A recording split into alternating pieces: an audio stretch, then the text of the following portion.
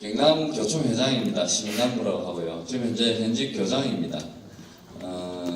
그래서 사실 그 현직에 있는 분이 이런 자리에 나서기가 이간 힘들지가 않는데, 저는 뭐 모든 걸 내려놨고, 이거 좀 얼마나 우리 애들에게 중요한 사안이기 때문에 정말 온통 내 몸과 또 마음과 정신이 이쪽으로 지금 요즘 나가 있습니다. 이걸 어떻게 하면은 좀 막아내야 될까? 저는 오늘 말씀드릴 게 어떤 견지에서 오셨는지 제가 정확히는 잘 모르겠습니다만, 인권 조례가 제정이 되면은 안 되는 이유를 중심으로 좀 말씀을 드리고자 합니다. 그쪽으로 올인해도 뭐 할 건데, 지금 인권 조례가 무슨 말씀이냐? 당장 중단하더라. 그래서 인권 조례라는 것은 제가 볼 때는 교육 포기 조례 아니다, 이렇게 정의를 내렸습니다, 그때. 그래서 언론에서 그렇게 받아 쓴 언론도 많이 있는데요. 왜 교육 포기 조례 아니냐 하면은, 이거 한번 몇 가지만 예를 들어 보겠습니다. 인권 조례 안에는 개성을 실현할 권리라고 그래가지고 두발, 복장, 또 뭐 핸드폰 사용, 뭐 동성애, 뭐 섹스 경험이 있는 애들도 뭐 차별하지 않는다 등등, 그런 조항들 중심으로, 다시 말하면 학생들이 소위 말하면 누려야 되는 자유와 권한이 중심으로 되어 있는 그런 조례 아니거든요. 그리고 거기에 비해서 이 자유가 있으면은 의무가 있어야 되고, 권한이 있으면 뭐가 있어야 됩니까? 책임이 있어야 되는 건데, 그 조례 안에 그런 게 전혀 없어요. 그러면 만약에 학교에서 뭐 다수 애들이 그렇지는 않을 거라고 저도 생각을 합니다.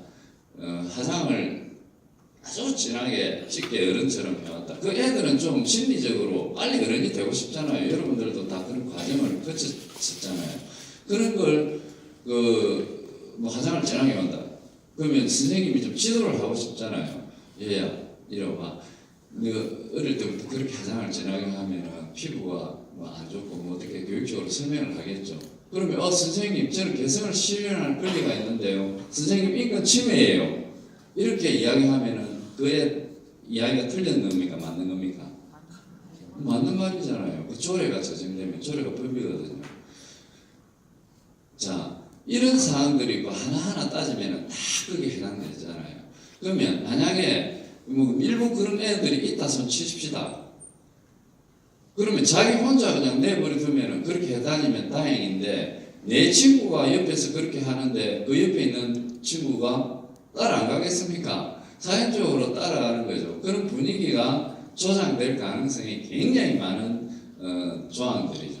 그래서 그 하나하나 따지면은 정말 시간이 없어서 제가 말씀을 못 드리겠는데, 뭐 화장만 예를 들었지만 복장도 마찬가지고요. 뭐 우리 교복을 입는 이유가 사실 그 학생으로서의 학생다움을 유지시켜주고, 또 교복으로 인해 가지고 그 어떤 피부의 격차를 느끼지 않게 해주고, 또 이게 형식이 중요하잖아요. 교복을 차려입으면서 마음도 정제가 될 수도 있고 학업에 증진할 수 있는 이런 좋은 점들이 있는데, 그런 자유를 줬을 때 학교 현장이 어떻게 되겠는가, 일단 한번 생각해 보시고요.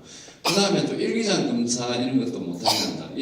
물론 성인이 되어서 뭐 중고등학생들 일기장까지 검사를 지금 현재도 하고 있지는 않습니다. 그러나 초등학교 저학년, 유치원은 뭐 놔둬요. 초등학교 저학년 같은 경우는 일기장이 굉장히 중요한 의미를 가져요. 여기서 애들이 물론 사생활이 어리지만은 있겠지만은 그 일기장을 통해서 애를 심리를 선생님이 파악을 하고, 그다음 일기장을 통해서 그 맞춤법이라든지 그 문장 지도도 하고요. 그다음 선생님하고 소통도 하고, 이런 그 교육적인 그런 내용이 많거든요. 그래서 이거는 뭐 인권 침해다 그래가지고 못하고 하니까 학교 선생님들이 좋아요, 안 하면 되네 이런 지경까지 오게 되는 거고, 소지품 검사도 못 하잖아요. 이 소지품 검사는 사실 이 학교라는 공간은 부모로부터 학생들의 안전을 위임받아서 책임을 전적으로 지고 이렇게 운영을 하는 거거든요. 만약에 학교에서 뭐 사고나 사건이 났다면 그 책임을 누가 집니까? 학교에서 지잖아요. 이거 하면은 인권 침해로 걸리기 때문에 안 되는 그 조항이 인권 조례예요. 그럼 사실은 뭐 교수님이 나중에 말씀하시겠지만 모르겠는데 그 인권 조례가 제정된 역사적인 그 배경을 보면 프랑스나 뭐 미국이나 이런 쪽에서 먼저 됐지 않습니까? 그죠? 그런 나라들은 사실 이 실패라는 걸 이제는 느끼고 다시 회귀를 하고 있거든요. 그러면 회귀 그 정도로 놔두고요. 그 당시에 자기들도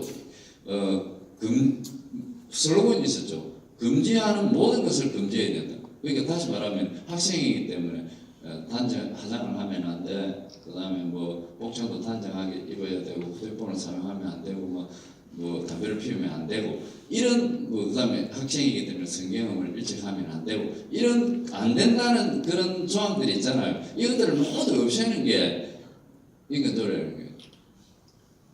뭐 이해가 되시죠, 그죠? 이거는 사실은 저는 교육자적인 양심으로 생각할 때 여기에 대해서 너무 화가 나요.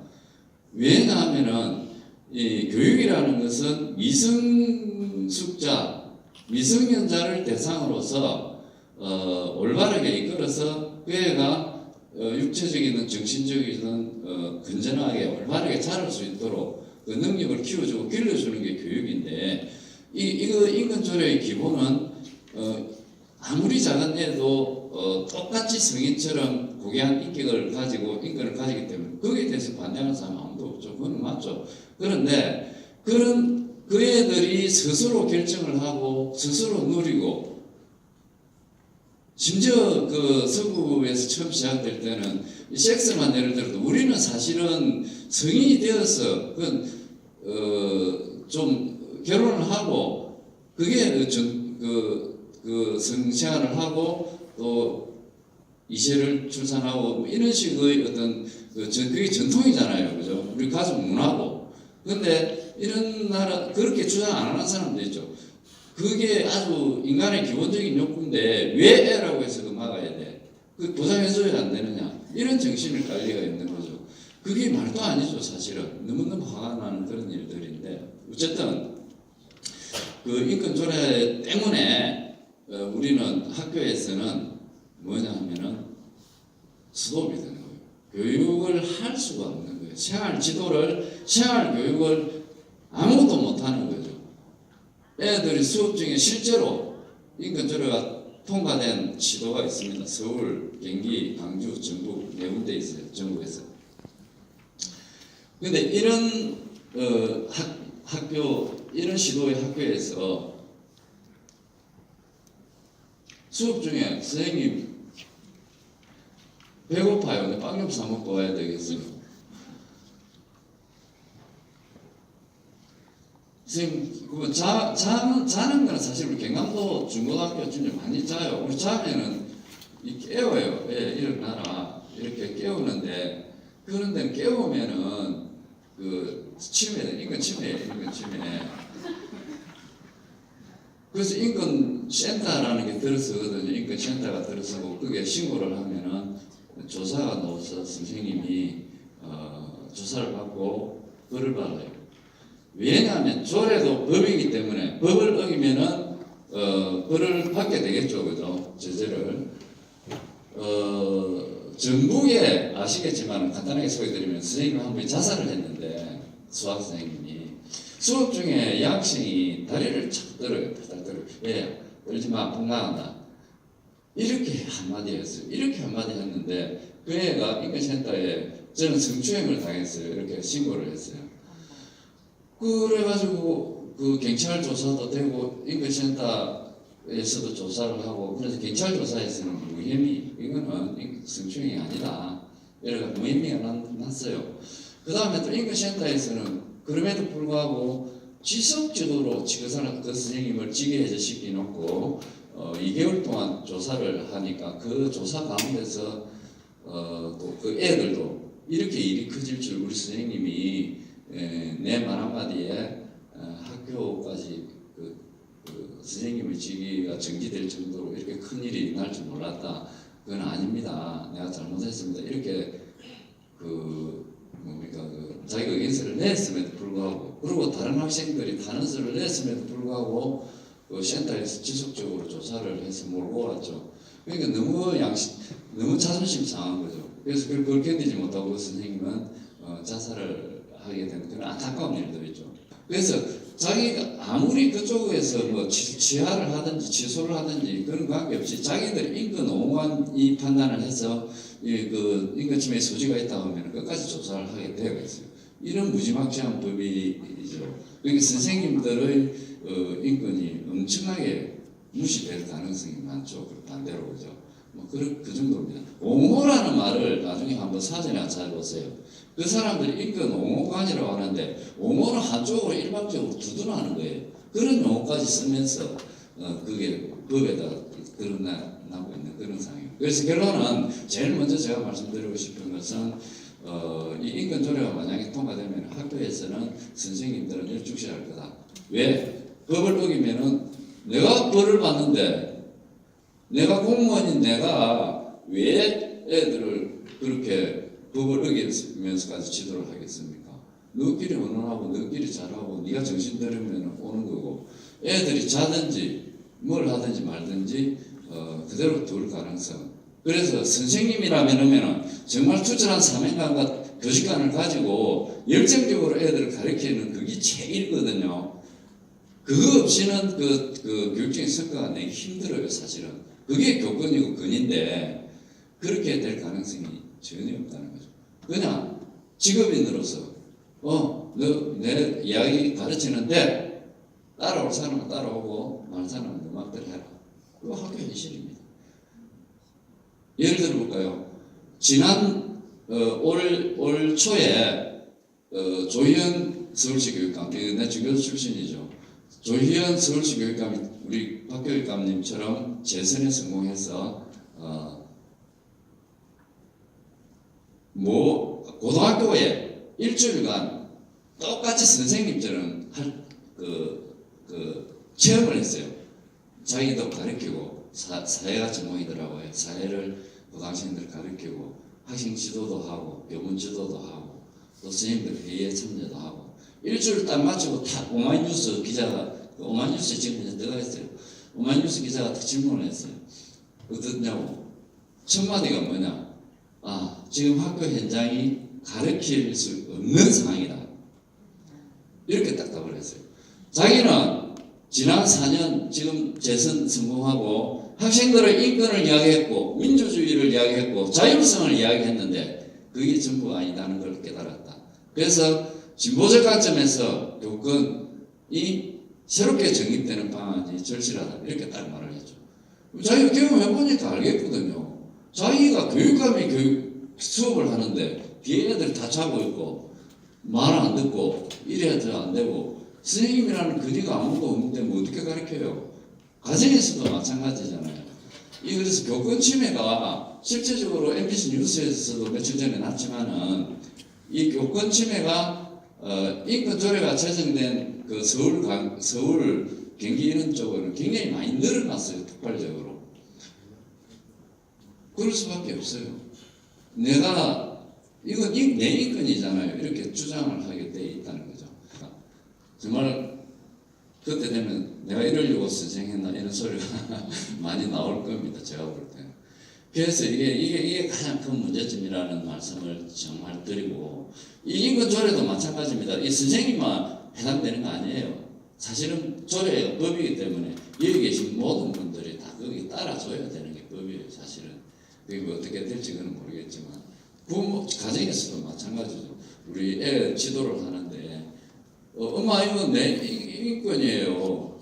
우리 엄마가 이거 뭐 하장하고 뭐 애 임신했다고 뭐 차별을 해요. 이렇게 신고하면 어떻게 되겠습니까? 조사해야죠. 조사. 그게 조례예요. 사실 남의 얘기가 아니에요. 이게 뭐 내가 부모가 선생님이 그런 일 때문에 뭐 벌을 받는다면은 참 억울하겠지만은 그게 겁나는 게 그리 겁나는 게 아니고 정말 이 애를 제대로 좀 키우고 싶은데 그게 안 된다는 거죠. 그래서 이게 가장 제일 먼저 말씀을 드립니다. 두 번째로 좀 말씀드리고 싶은 게 좀 전에 교권이라는 표현을 했는데 실제로 교권이 굉장히 많이 무너지고요. 가정에서도 이 권위가 없으면은 부모의 권위가 없으면 가정교육이 안 되잖아요. 그죠? 학교에서도 절대적입니다. 선생님으로서의 권위가 애들로부터 없다면은 그 교육 안 되는 겁니다. 그거는 그냥 교육 포기입니다. 그래서 이 지나치게 자유와 권리 중심으로 되어 있거든요. 사실 이게 왜 인권인지 모르겠어요. 인권이라는 말이 아니고 그 프랑스나 미국 같은 데서는 인권 헌장, 인권 조례 이런 말은 잘 못 봤어요. 학생에 대한 뭡니까 권리와 의무 헌장. 권리가 있으면 뭐가 있어야 돼? 책임이나 의무가 있어야 되죠, 그죠? 다른 나라들은 다 그렇게 되어 있어요. 프랑스에서 미국에서 그 설비 검사 안 하니까 어떻게 됩니까? 교내 총기 사건도 나고, 그래서 안 되니까 뭔 제도를 도입했습니까? 스쿨 폴리스 제도 도입하고, 이거 휴대폰 사용도 마찬가지입니다. 이 휴대폰 사용을 금지하면 안 된다고 되어 있잖아요, 그죠? 그 인터넷이나 휴대폰, 그게 왜 중요하냐면요, 단적인 예로 두 가지만 들게요. 첫째로 프랑스 지금 이야기를 많이 하는데, 프랑스 정부가 올해 지난 9월 1일부터 우리나라 국회에서 법을 정했죠. 무슨 법입니까? 15세 미만의 학생들은 학교에서 휴대폰 사용을 금지한다. 법률로서 정해버렸어요. 그게 뭐냐입니까? 자, 그런 게 있고요. 그 다음에 또 여러분들 빌 게이츠 잘 아시죠? 스티브 잡스, 실리콘밸리 가면은 이 IT 쪽에 종사하는 사람들이 굉장히 많아요. 그 부모들, 빌 게이츠의 자녀, 스티브 잡스의 자녀 휴대폰 사용을 못하게 했습니다. 스마트폰. 왜요? 지금도 못하게 해요. 왜? 이 스마트폰이 너무나 재미있고 너무나 다양하기 때문에 인간의 통제력으로서 나 요만큼만 하고 안 해야 되겠다. 이렇게 할 수 없다는 걸 자기들이 너무나 잘 알아요. 그래서 안 하고 있는 거거든요. 그럼 지금은 그걸 주장하는 사람은 수업 시간에 필요한 좋은 정보도 스마트폰을 통해서 찾고 또 필요한 유튜브도 보고 그러면 얼마나 좋겠어요.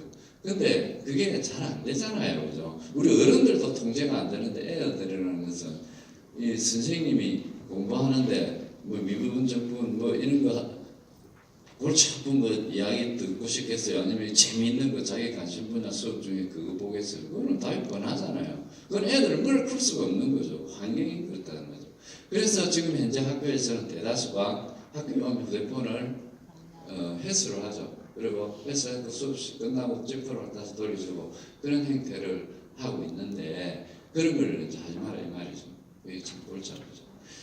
그래서 이제 이 두 번째 말씀드리고 싶은 게 이런 학교마다의 자율성이 정말 필요하거든요.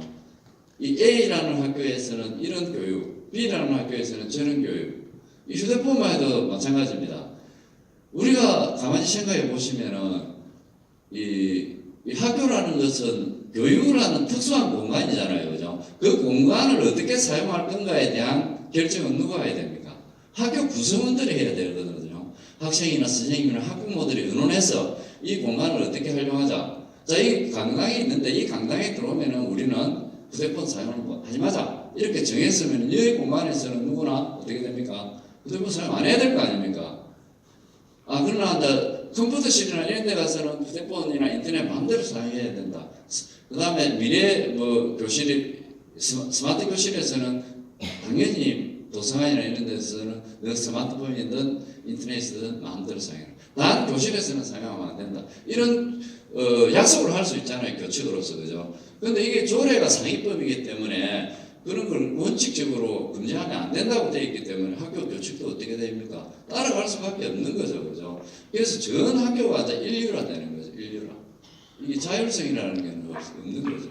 그래서 사실은 저는 참 지금 현 교육감님이 자유, 평등, 인권, 평화, 민주 이런 좋은 말들을 많이 사용하시는데 실제적인 내용을 보면은 그게 너무 좋은 말이기 때문에 우리 대다수의 사람들이 호하고 넘어가는데 그 현실을 따지고 봐야 될 거 아닙니까 우리는 그죠? 그래서 현실을 따지고 보면 너무나 동떨어진 이야기라서 너무너무 아쉬움을 많이 가지고 있는 그런 입장입니다. 제일 중요한 거는 이 인권 조례가 제정이 되면은 이 애들이 스스로 판단을 해서 좋은 방법을 찾아 나갈 거다. 그 말이 틀린 말은 아닙니다. 그러나 이제 교육 방법 측면에서 자율성 전적으로 애들 중심으로 저가 결정하고 저가 자율적으로 하는 그런 방법도 있을 수 있고, 그러나 이제 부모나 선생님의 온정적인 훈육을 통해서 또 바르게 이끌어 나갈 수 있는 그런 방법도 있고, 사실은 이 굉장히 다양하거든요. 그래서 이 굉장히 다양한 이런 상황인데도 불구하고 이 인권 조례 또한 다양성과 민주성, 자율성을 이야기하고 있지만 이 자체가 학교를 획일화시키고 우리 애들을 그런 애들만 양산할 가능성이 많다. 그래서 사실 아시다시피 대한민국은 과거 교육으로 민주주의와 경제 부흥을 이루었고 또 미래 대한민국의 영광은 교육에서 우리가 찾을 수밖에 없는 상황인데 너무 어린 애들부터 얘가 뭐 이렇게 지나치게 자유, 권리 뭐 이런 쪽으로 치우쳐가지고 이 인권이라는 아름다운 말을 포장한 거죠 이거. 그래서 이 교육이 굉장히 무너질 거다, 엉망이 될 거다, 희망이 없어질 거다 이런 안타까운 마음을 많이 가지고 있고요. 그래서 여기 오신 분들 제가 짧게 말씀드렸지만은 사실 제가 좀 간곡히 부탁드리고 호소 좀 드리고 싶습니다. 이건 되면 안 됩니다. 다른 방법으로 사실은 인권 감수성을 키우고 인권 교육을 해야 인권 교육을 통해서 우리 애들이 남을 배려하고 존중하고 또 남에게 피해를 가지 않으면서 자기를 키워나갈 수 있는 이게 교육이지 않습니까? 그죠? 그런 교육을 하는 것이 옳습니다. 그래서 여러분들 많이 좀 힘이 되어 주시고 좀 동참하셔가지고 우리 애들 정말 미래인재를 키우기 위해서 저뿐만 아니라 저는 모든 걸 다 던지고서라도 이 부분은 좀 참 재정이 안 돼야 된다. 수정되는 것은 의미가 없습니다. 이게 어른이나 학생이나 어른이나 선생님은 잠재적인 인권 탄압자를 보는 거거든요. 우리가 왜 인권 탄압자입니까? 이 조례 자체가 그죠. 그래서 이게 뭐 조금 수정되고 교회에서 동성애 소수성애자 반대하니까 그거 빼고 만약에 어떻게 개정하겠다 이래 가지고는 될 문제가 아니다는 말씀을 강하게 말씀드립니다. 그래서 꼭 좀 힘을 모아주시면 고맙겠습니다. 고맙습니다.